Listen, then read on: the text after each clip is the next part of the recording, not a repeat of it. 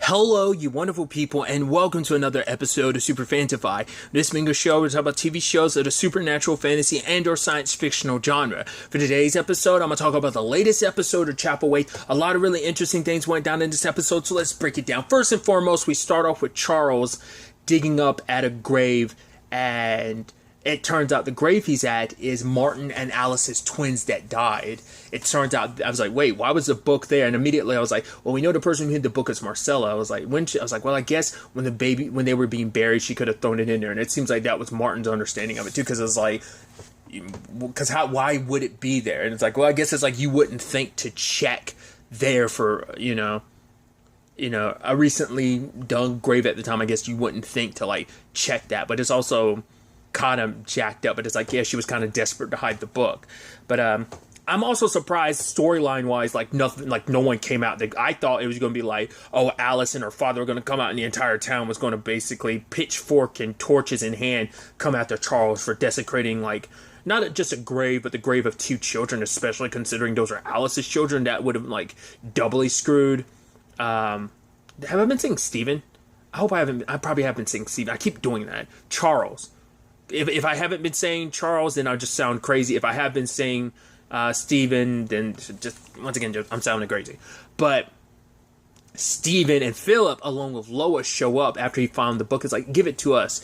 And, obviously, because he had cracked the book open and he saw, like, the future, the ground riddled with bodies, and Jacob kind of walking in, like, internal sunlight. It's like, this will be the end of everything. There will only be death. Their kind will rise and reign supreme because there'll be no sunlight to like keep them hiding in the shadows. They could be out and about as humanity just becomes their ever living meat source. But that's always the thing about vampire stuff. It's like eventually you're going to run out of food. The people you don't make into vampires, you will eventually. I mean, it says a lot because it's like there's billions of people in the world, even less so probably back then definitely back then, considering we're in the 1800s. Late 1800s, if I remember correctly. Or is it like the 1700s? I don't remember. Whatever the case may be. No, it's like whatever the case may be. I think it's the 1700s if I'm not being... whatever the case may be. The population is not what it is today. So, but still, like, eventually, like, the whole point of, like, oh, you won't have an endless source. Like, especially, like, the way vampires rip through people. It's like, oh, one person can be an entire meal instead of sparsing it out. So it's like, food doesn't last forever. So it's just always an interesting thing. Which, speaking of, since we were talking about Jacob kind of just walking there, I didn't bring it up in episode 5 when he first appears, but Jacob is played by Christopher Heyerdahl. I'm probably butchering his last name. Multitude of things. I mean, when you look at this dude's filmography, I just think alone of just like some of the stuff I've seen him in. Sanctuary, Supernatural, but obviously, like, most recently with, like, Van Helsing, because that's also the interesting thing of, like, he was in a vampire story, and here he is in a vampire story, because, spoilers, his character Sam becomes a vampire. Like, he's been a vampire since, like, near the end of season 1 of Van Helsing, so, sorry. But it's like, yep, here he is back in another vampire role. Once again, I think that's so fascinating when people kind of end up, like, back in that realm. Like, Ian Somerhalder was in another vampire-related series, like, after the Vampire Diaries, so I thought it was kind of interesting. It's just funny how that stuff kind of works out sometimes. But getting back to the point, Lois trying to get the book from him, but he's like, no, I can't trust the book to Jacob, nor Philip, or Stephen, because I know what's coming, like, nothing but death awaits. It's like, oh, we'll finally be together and everything, we'll live forever. It's like, no, there's nothing but death in the future that they want. But Stephen, it was like, no matter what you do, Charles, like, the worm is going to come, whether it's me, whether it's Jacob, or whether it's 100 years from now, the worm will eventually come. It's just a matter of time of when. So why not help me, and then you'll be in the worm's favor, and it'll give you whatever you want to. But it's like, no, like, he's definitely not going to help Philip and Stephen after what they did to his daughter, but also to ensure the safety of himself and the people he cares about. There's no way he's going to let any of them win, so he's going to keep the book. But even Stephen's like, yeah, the book will eventually drive you insane. The longer you keep it, the worse and worse you'll get, and we see that later on. It does take its toll on him, because by the time he gets back to Chapelwaite, he's in a very bad place. And he opens up to Rebecca about it, obviously what the book is and what it represents. Because I guess he didn't tell her at this point in time until now. It's like, yeah, this book is behind my family madness. There's no sickness here. This book is cursing my family. Like all the craziness that's been there, as well as inside of me in the Boone bloodline, is because of this book. So we give it to Jacob or whatever, it will go away and we'll be cured. But obviously, like she's even suggesting, like, oh, do that. But for him, it's like, I can't. Like, they cannot have this book because if they win, it's the end of everything. So, got to make our stand. And so, Stephen and Philip are going to come tonight. So, we got to prepare. They're painting crosses. They're boarding up the place. But as time is going on, Stephen's getting Charles. See, I'm probably been saying, once again, I don't pay attention to myself. I'm meaning to say Charles, but I think I keep saying Stephen. And if I am saying Charles and not Stephen, then I'm just making myself sound even crazier. Because it's just like, all this is off the top of my head. So like, I kind of let my mouth run faster than my brain can keep up sometimes. I feel like that. So I do apologize if I sound so nutty, but it's just like, that's why. Like, I feel like I don't fully think 100% before the words come to my mouth, which is incongruent because like, that's, how the body works and everything. Regardless. Rebecca even tried to take the book at one point in time. He's like, no, nobody touches it but me. And it's like, that sounds a little like, yeah, it's mine.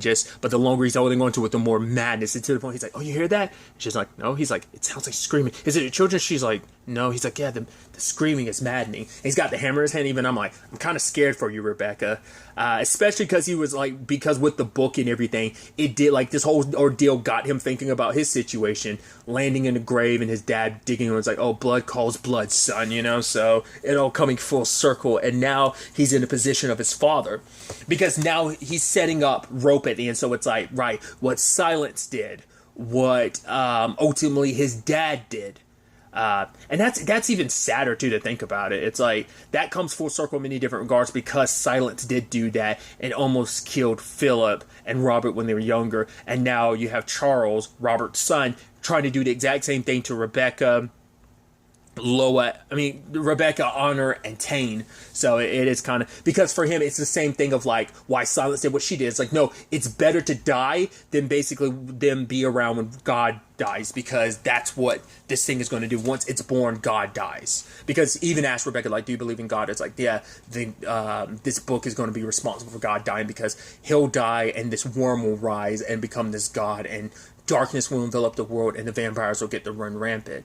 But for him, it's the same thing Silence had of like, I'm like, even her father had of like, let me kill you so I can save you from suffering. You'll never have to, you'll be able to escape the pain. Because that's the whole thing about like, oh, join the vampires. Like, you'll never feel any pain and blah, blah, blah. But it's like, yeah, the madness will tell you, kill yourself, kill your entire family, because that's the only way to save them from being turned into those monsters, and they'll finally find peace in it all. But Rebecca ended up stopping Charles. She tried to warn Honor, but obviously Honor's pissed at her about the story and just like, oh, what, we never meant anything to you. So obviously she's not willing to listen, but obviously it's like, yeah, Dad is acting a little crazy, to the point he let the horses go because it's like, oh, it's too much of a danger to keep them here.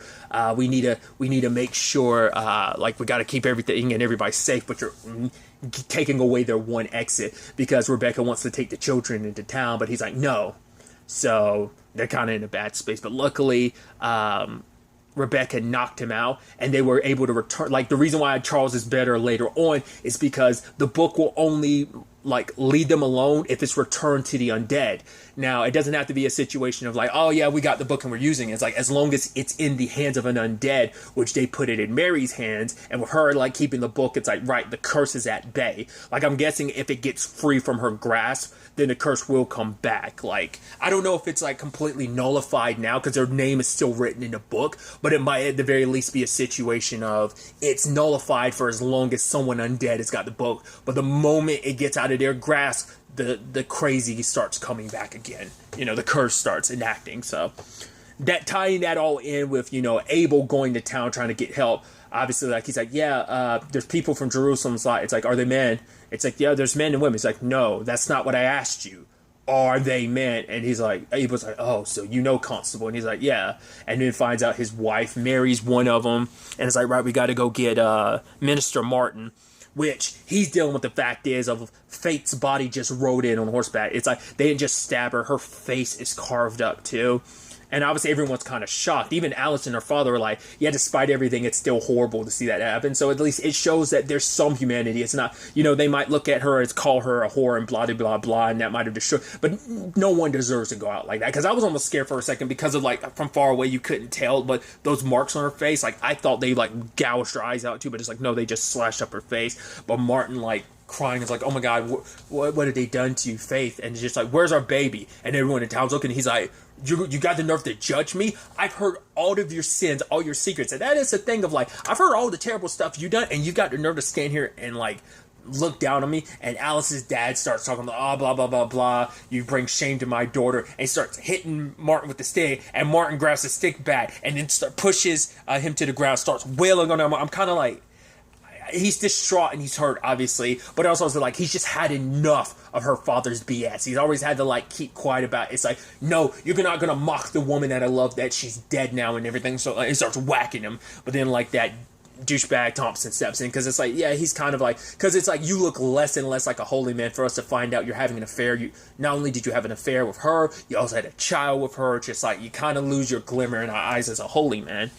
But luckily, the minister stepped in. And obviously for Martin, it's like, I have nowhere to go. It's like, come with us to Chapelwaite. So that's where everything kind of came together. And luckily, because they were able to get the book to Mary, Charles was immediately better, And even the constable being like, if we feel like you're a danger to anyone, and Charles is like, I completely understand, but he's starting to feel better. And even later on, like, he even thanks Rebecca. It's like, I told you to leave and you stayed. You saved it. But she's like, it's my fault for, like, I love the children, but I broke their trust and yours. But he's like, that's behind us. Because he learned from her about, like, her father was responsible for, like, setting up the deal with, like, Jacob and getting, like, the book and everything. So it's like, he played his own role in all of this. And even Charles tried to be like, I'm sorry if they are my uncle and cousin, or might have been responsible for your father's death. For her, it's like, no, whatever befell him was of his own consequences. And Charles is like, you don't deserve to be burdened by this. Like, neither one of us does. This wasn't us. We're the ones having to clean up the mess of our families. But at the end of the day, we're just paying the price of it, But obviously he tried to explain, like, he didn't go into the ins and outs. He's like, at some point I'm going to have to tell you about our family, because the only person who knows their history is Rebecca, knowing that his father tried to kill him, and now there's more context to it. But for him, it's like, Tane's like, we should have stayed at sea. And it's like, for Charles, it's like, maybe in the long run it's better, because now here in Chapelwaite they got answers. But it's like, no, the madness would have found me out at sea, and I would not have had the solution and means necessary to protect you from it, to protect you from me. It's like, even far away, my father he got as far away from Chapelwaite, he got away from here as far as possible, and it's that sickness, that madness still found him and found us. So there was no escaping it. And even if it hadn't, like, eventually it would have definitely taken all three of them, eventually, because it does seem like it attacks one generation at a time, because Silence was going through everything, but none of her children were at that time, because only one active living Boone can hear it at a time. So that's why the siblings weren't affected at that point. And I guess Philip had already kind of slipped off the deep end before, like, or maybe Robert got chosen first, and so Philip had already transformed by the time the situation came about, looking for the book. Even though there was that, like, large gap of time, like, in between. Or maybe they were, like, looking for the book at one point in time, but then became vampires at the end, and so, like, they lost their ability to find it, so. Because I'm curious, I would assume because Honor is the oldest, like, I would assume that's how they were, because I don't know who was older, but I'd assume, like, Philip was older, but, I mean, maybe actually Robert was, but it's just, like, Robert died, like, decades ago, so maybe that's why Philip seems like he might be older, because maybe Robert actually was the older sibling, and that's why he got affected first. But, like, I would assume, like, if it were to live past Charles, Anna would be the first one affected, then Loa, then Tane. But you never know, like, maybe it picks a certain one person, and, like, who knows if it would have, like, who it would, my money's on Honor, but who knows who else it would have taken. Maybe, it's not a guarantee, but maybe, Loa being the one that got turned, maybe it's almost indicative of her being the one. Which, speaking of Loa, her, Philip, and Steven end up going after Steven's old nanny. Obviously, she's trying to rectify, like, right, like, she's the reason why they become what they've done, and like obviously it's like what happened to Loa is also on her, and she tries to rectify it, but nah, she gets God. There wasn't anything she could do. She's like, God have mercy on my soul for me just letting all this happen. And so karma came back, and it's just kind of, you kind of feel bad, but at the same time it's like, no, you kind of don't, because once again she kept quiet knowing what was happening. She let that family, she let yet you wouldn't have been able to convince them otherwise, because it's like they wouldn't have believed him, but it's still a thing of you knew what was going on and you didn't warn anybody, because you knew that if you tried to, everyone would think you crazy, even Charles, but still it's like you set his family loose, and you just kind of moved away and just like, yep, I'll have nothing to do with it. Like you try to wipe your hands clean of it. It's kind of like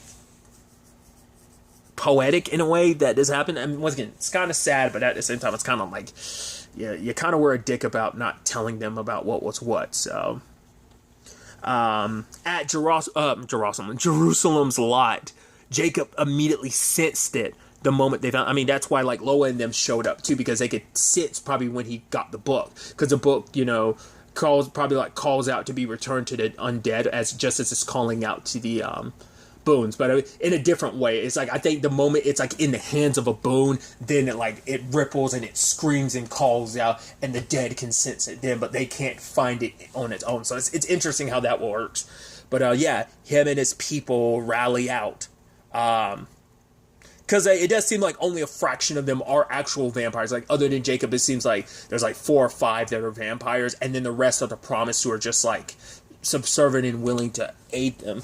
The main one, the one who ended up killing Faith, because we actually don't see her baby. I'm curious, like, whatever happened to that. Did Jacob decide to eat it, or did he just straight up kill it and got rid of it? Like, because she did say, like, oh, like, Jacob has no interest in, like, his children or something like that. So I'm like, beyond that, we never really found out. So we'll have to wait and see if there's actually, like, a conclusion to, like, what happened there. But there was this moment later on when he's chewing on, like, that guy that they found nearby.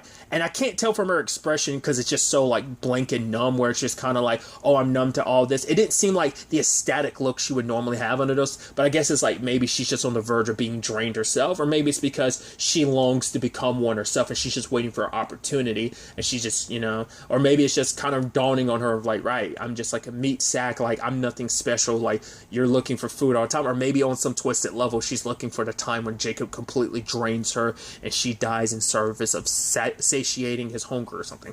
I don't know. Like, I'm projecting a lot onto, like, just like it's like this camera staying locked on her for a couple seconds. Like, it could mean nothing, it could mean everything. I don't know. It's interesting that you have like a holy man blessing the house with Martin, but he's a holy man that's kind of lost his faith, and even he even remarks how the constable's showing him kindness under his circumstances. Like, right, you lost faith. I'm sorry about your wife and your baby. He's like, I'm sorry about Faith and the baby. He's like, most people wouldn't, like, be empathetic or sympathetic under those circumstances. It's almost like, oh, this is God punishing. He's like, no, the constable wasn't all about that, because I guess he's going through his own stuff. So it's like, whatever befall you, no one deserves, like, the craziness that is this. I mean, it is like this small number of people versus this large scale thing, because it's like, are you going to get the rest of the town involved? I mean, you can't really later on Charles sends for Abel to go get help, but it's like you'd have to fill everyone in about that. But it's like, people are just going to think you're crazy, but once they see the truth for themselves, then you ain't going to have much choice but to believe. But ultimately, there was that interesting thing, though, where it's like, for Martin, it's the situation of, my children died, Faith is dead, innocents killed, and then, like, the little bit that my wife had left, I basically destroyed and broke that. These are innocent people, and yet here I am still alive. It's like, what kind of God would allow for that, Because apparently it's like, what God? Because apparently we can pick and choose these days, So it's like, for him, it's like, what kind of God would just kind of let innocents die and let kind of a terrible person like him live? At least that's his, like, thought process. And then, even Honors asking, is like, yeah, what about my sister? And she's like, well, there's a place for, like, we believe that we'll meet our mom again in heaven when we pass. And it's like, will the same thing happen to my sister now that she's part of the undead? And he's like, and she's like, she's good. And it's like, don't worry. Like, he's like, God obviously made us to not be perfect, so he allows for us to kind of make mistakes. We all make mistakes. So obviously, like, even though, no matter what choices we made, we make bumps along the way. Like, we're all forgiven in God's eyes. And, he's trying to ease Honor's mind, but even at the end, he's kind of not even sure, because he's stumbling with his faith right now. And part of me was wondering, like, would that hamper, like, the holy, like, the cross and everything? Would it work as much, considering you're not the man of faith that you once were?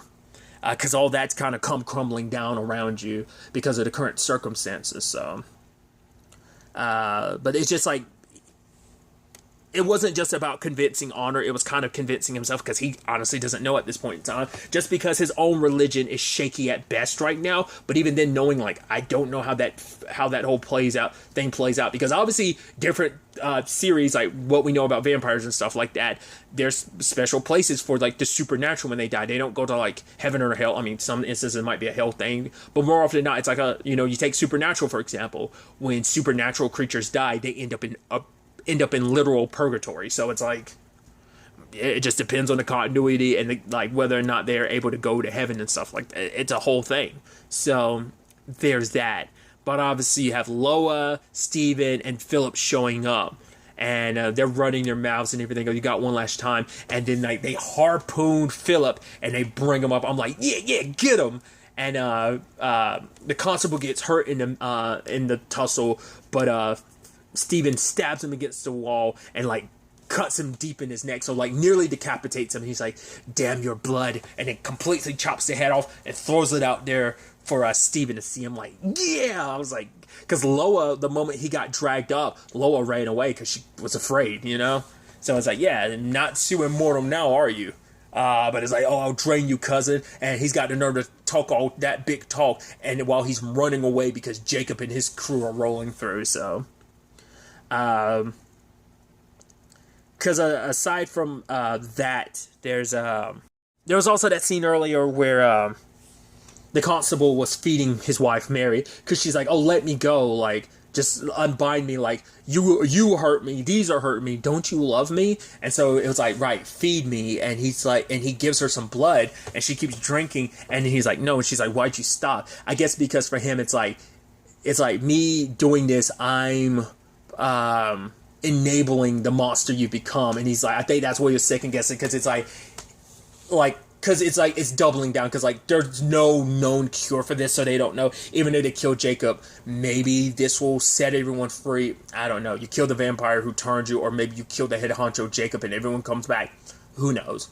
But I think maybe it's just his own conscience of like, right, it's unholy for me to do this, and the woman I love, I'm not helping the woman I love anymore. You're just a shell of who she was. You have her voice, you have her name, you have her memories, but you aren't my wife anymore. So maybe that kind of crosses my... I'm curious, because we never got a full explanation of all of that. So maybe it's just his way of being like, I've got to accept the fact that you are gone. I don't want to give you the means where you're strong enough to break free, so that you're another hassle that we have to deal with. But it's definitely going to be interesting to see what the next episode has in store for us. Like, if Abel is able to get the entire town to help out with the whole Chapelwaite thing, which you're probably like, whoa, the constable's there, wait, Martin's there, there's no way we're going to help out that minister, and like, oh, like, Jerusalem's live, what are you talking about? They're not going to believe. That's probably going to be a whole thing, but it's like, right, this isn't just about what's going down in Chapelwaite. This is their own survival at stake here, so I don't know if he's going to be able to convince anybody to, like, roll on down to Chapelwaite with them that fight Jacob and the Promise, but we'll ultimately have to wait and see where that,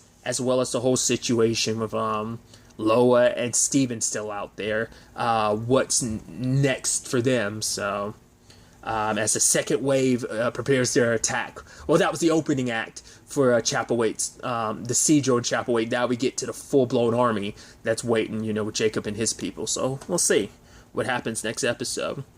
But really, that's all I'm going to talk about. Until the next time we meet, be happy, be safe, light to the fullest, and enjoy it. Good day, and goodbye.